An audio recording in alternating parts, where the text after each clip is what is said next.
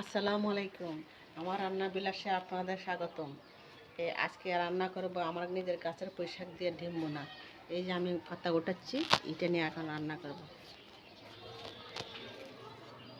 আমার বারান্দায় এই পুঁইশাক গাছ লাগাইছি,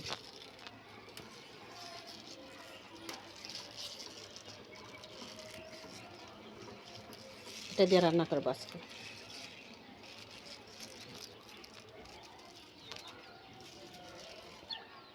এটা ওঠানো শেষ। এই যে দেখেন আমার একটা অ্যালোভেরা গাছ, অনেক সুন্দর একটা অ্যালোভেরা গাছ হয়েছে।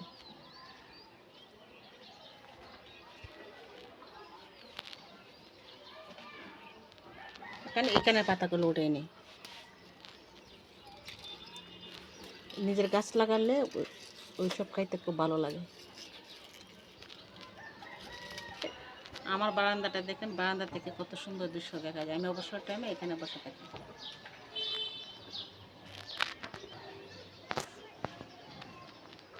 খুবই ভালো লাগে এই জায়গাটা।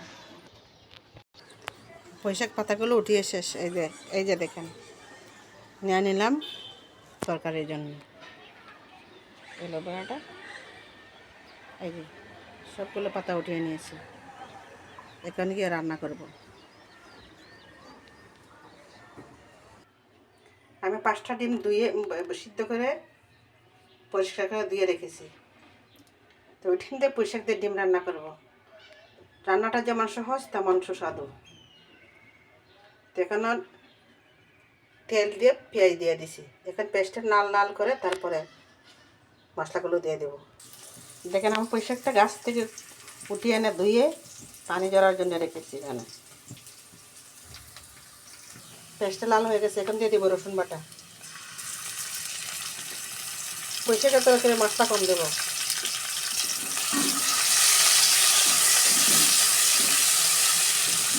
এখন হলুদ মরিচ দিয়ে দেবো একটু একটু করে। একটু পানি দিয়ে দিই, এখন দিয়ে দেবো হলুদ। সব মশলা একটু কম কম দেবো। পুঁইশাকের তরকারি বেশি মশলা ভালো লাগে না। একটু পানি দিয়ে দিই, নাহলে মশলাটা পুড়ে যাবে।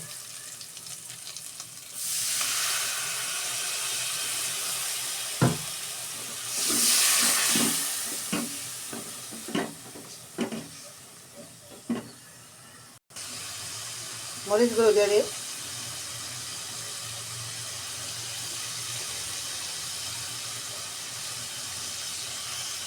একটু পেঁয়াজ বাটা দিয়ে দেবো, বেশি না, 4 চামচ 1.5 চামচ মরিচ বাটা দেবো। 1.5 চামচ হয়ে গেল। কারণ মশলাটা কষিয়ে নেব।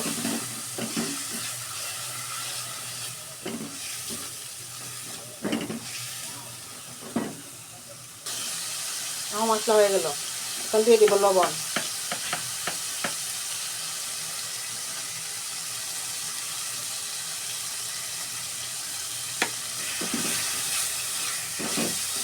লবণটা দিলে সব জায়গায় আগে লবণটা গলে গেলে।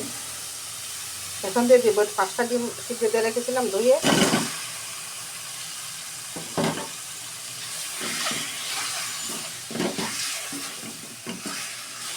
ডিমটা কিছুক্ষণ ভেজে নেব মশলার নামানতে, তারপরে পুঁইশাকটা দিয়ে দেবো।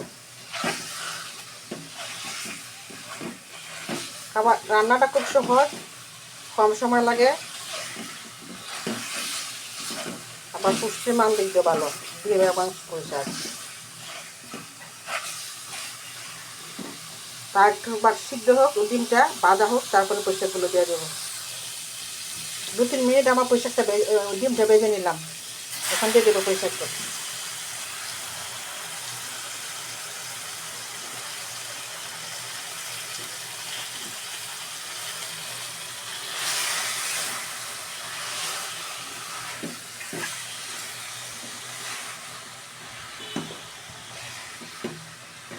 নিজের গাছের পুঁইশাক তো তাড়াতাড়ি সিদ্ধ হয়ে যাবে।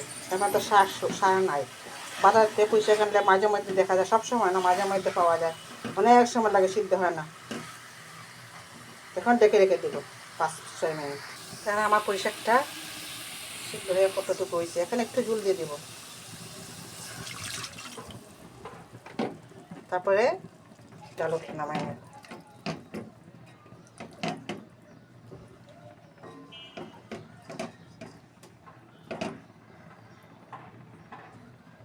খুব সহজে পুষ্টিকর একটি খাবার।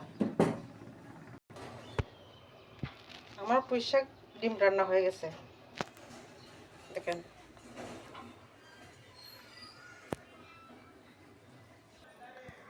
আমার তরকারিটা পরিবেশন করলাম, এখন দুপুরে খাবারের জন্য। তো আপনারা এরকম রান্না দিতে দেখেন। আমার নিজে গাছের পুঁই শাক তো একেবারে নরম হয়ে গেছে। তো আসসালামু আলাইকুম, আমার আজকে ডিম পুঁই শাক রান্না শেষ।